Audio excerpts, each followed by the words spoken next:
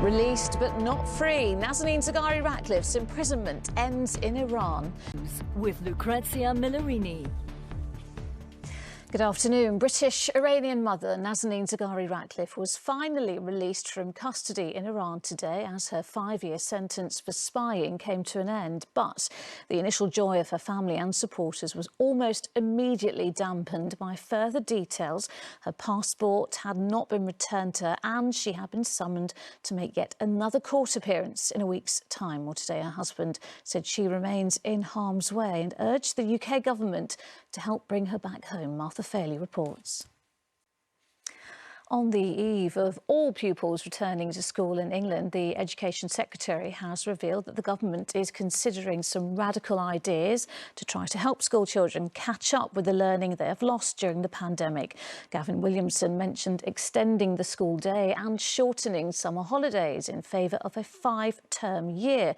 It could mean the biggest education reform in England since the Second World War.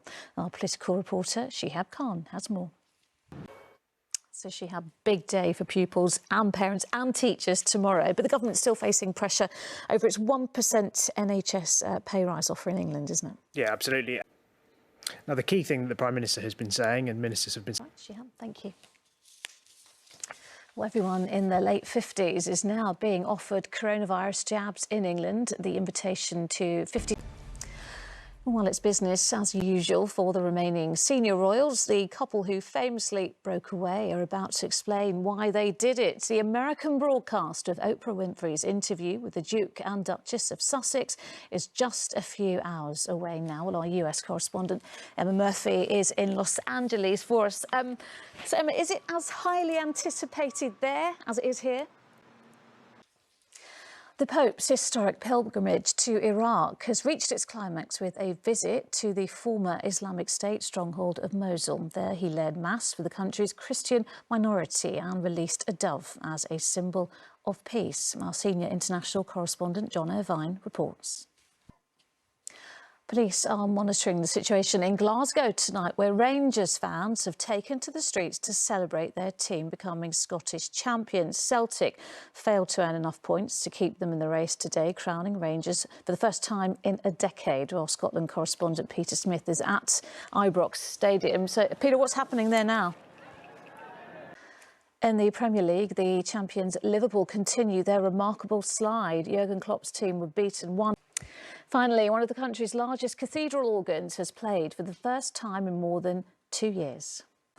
And that is it. I'm back with the late news at 10. Until then, enjoy the rest of your afternoon. Bye-bye.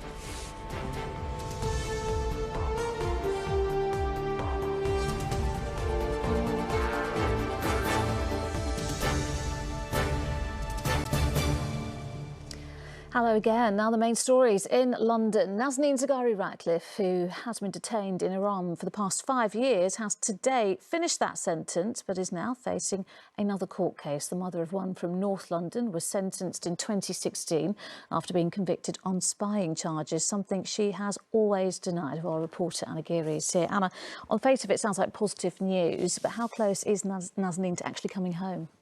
Yes. A murder investigation is underway following the death of an 18-year-old in Abbey Wood. The teenager. Police investigating the disappearance of Sarah Everard have expanded their search to Tulse Hill. The police investigation is underway following the death of a child at a house fire in Greenwich. A woman. Door-to-door testing is underway in Croydon after a person with the Brazilian variant of COVID-19 was located in the area. Croydon Council. All right, let's take a look at the sport. All right, time for the weather. Here's Helen. And that's it. We're back tomorrow with updates in Good Morning Britain. Until then, bye-bye.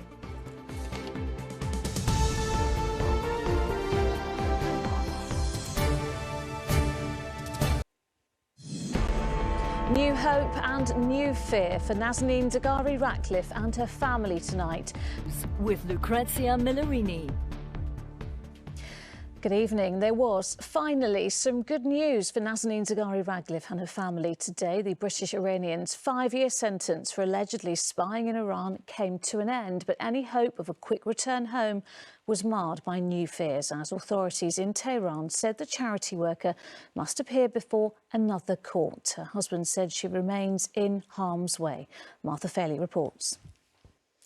All English primary and secondary schools begin reopening to all pupils tomorrow, but that hard-won return to normality may soon be changing in other ways. The Education Secretary today revealed that longer school days and whole extra terms are being considered as ways to help children catch up on the learning they have missed. Our political reporter Shihab Khan reports.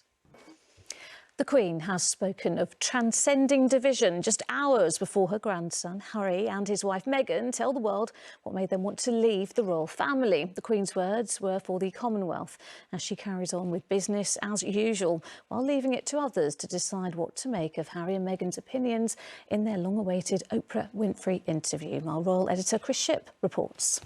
Well, with just 3 hours to go until Harry and Meghan's interview is broadcast in America, we can hear from our US correspondent, Emma Murphy. Nicola Sturgeon has told Rangers fans who've been partying on the streets of Glasgow to go home. Thousands went out to celebrate when their team were crowned Scottish champions this afternoon. But the First Minister said their behaviour risks lives. Our Scotland correspondent Peter Smith reports. And finally tonight, Pope Francis has ended his historic trip to Iraq by celebrating an outdoor mass for 10,000 of the country's Christian minority. But the most poignant moment today was his visit to the former Islamic State stronghold of Mosul. The Pope urged Christians there to forgive the extremists and asked all faiths to rebuild together and live in peace. Here's our senior international correspondent, John Irvine. And that is all for now. The weather forecast is up next. But from all of us here on the Weekend News team, thank you for watching and good night.